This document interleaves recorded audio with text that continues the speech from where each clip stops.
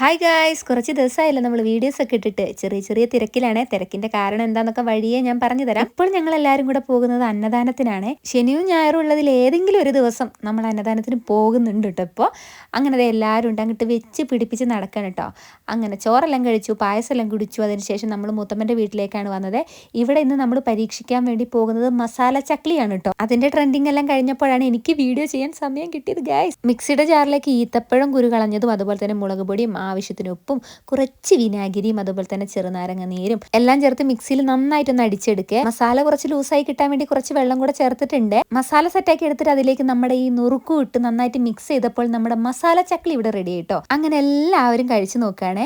എല്ലാവർക്കും അത്യാവശ്യം നന്നായിട്ട് ഇഷ്ടപ്പെട്ടു. കൂടുതൽ ഇഷ്ടപ്പെട്ടത് കുഞ്ഞുങ്ങൾക്കാണ് കേട്ടോ, കാരണം നല്ല മധുരം ഉണ്ടായിരുന്നു.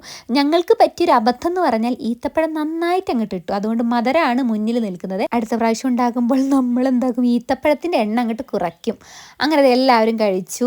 അടിപൊളിയാണ് കേട്ടോ, സംഭവം സിമ്പിളാണ് ഉണ്ടാക്കാൻ വേണ്ടിയിട്ട്. അപ്പോൾ ഇന്നത്തെ വീഡിയോ വിശേഷമൊക്കെ ഇത്രയേ ഉള്ളൂ. ഇനി എന്നും എൻ്റെ വീഡിയോ ഉണ്ടാവും കേട്ടോ. എല്ലാവരും മറക്കാതെ കണ്ട് സപ്പോർട്ട് ചെയ്യണേ. പറ്റട്ടെ, ബൈ, സീ യു.